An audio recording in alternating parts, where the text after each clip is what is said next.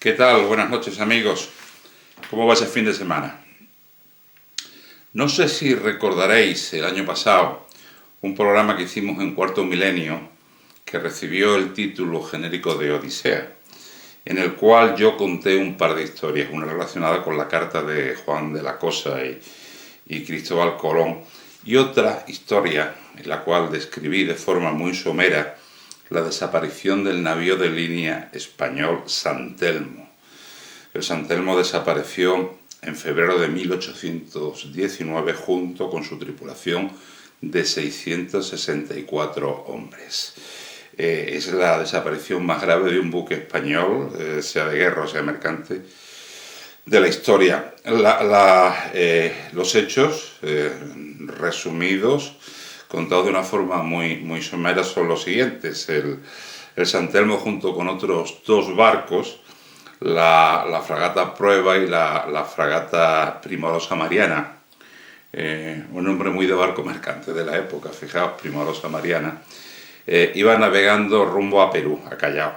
Y al llegar a la zona del Cabo de Hornos, se vieron sorprendidos por un tremendo temporal que separó a la flota.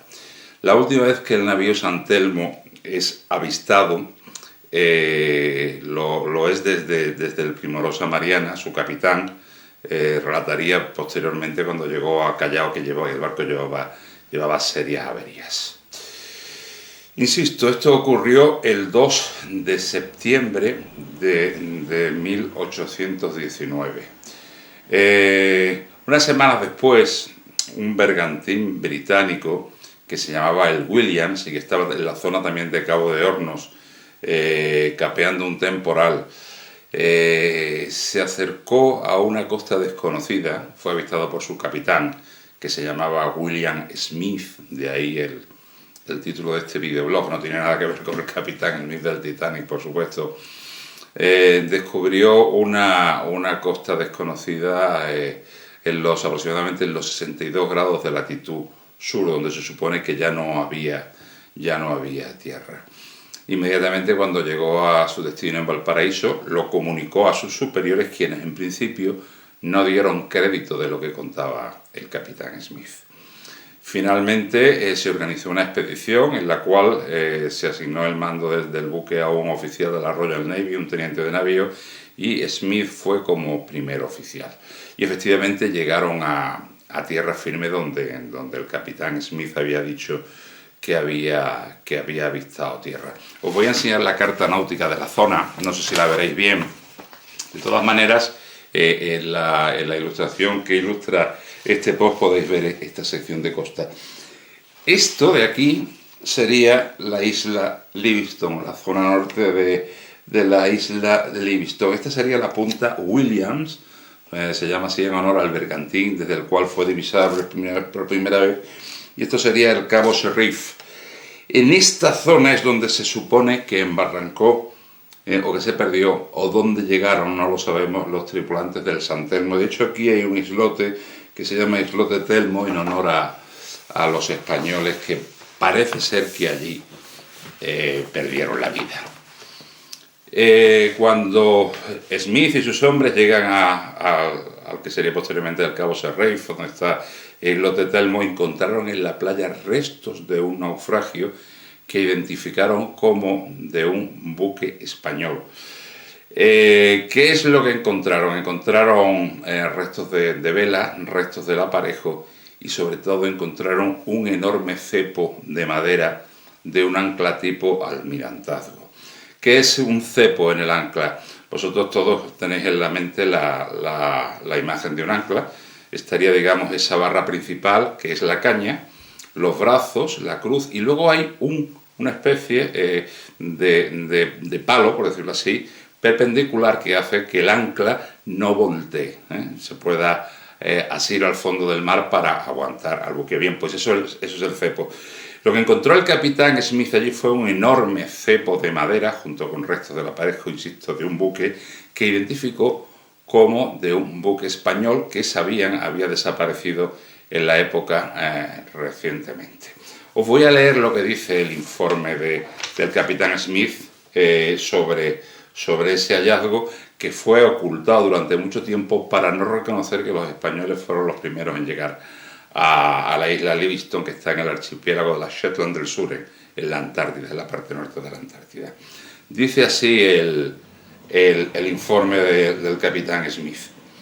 Allí estaban en Sheriff Cove el bergantín Williams, el John de Londres, el Mercury de Londres, el Lady Frances de Londres, el Dragón de Valparaíso y 2 bergantines norteamericanos.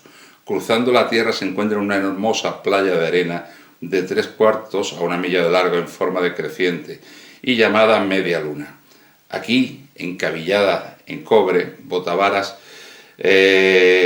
con velas aferradas y otras vergas fueron encontradas a modo de melancólicos despojos de algunos pobres desafortunados. Me he saltado un trozo, dice, aquí fueron hallados un cepo de ancla de un barco de 74 cañones con aldaba de hierro y encabillada en cobre, botavaras con velas aferradas y otras vergas fueron encontradas aquí a modo de melancólicos despojos de algunos pobres individuos desafortunados. El citado cepo ha sido identificado y probado que perteneció a un español de 74 cañones que fue enviado alrededor del Cabo de Hornos con 1.400 hombres contra los patriotas y del cual nunca más se ha oído hablar desde entonces. Se refiere lógicamente al San Telmo. El San Telmo no llevaba 1.400 hombres, 1.400 hombres era el total de la expedición que iba al mando del brigadier don Rosendo Porlier. Iban a sofocar una de las muchas rebeliones coloniales que se producían. El capitán Smith el capitán Smith y otras personas ocultaron estos datos probablemente para no reconocer que los españoles habían llegado allí antes que ellos. También es cierto que la forma de llegar de los españoles no era precisamente la forma de unos descubridores. Probablemente llegaron allí, probablemente no. Si llegaron allí fue como unos pobres náufragos.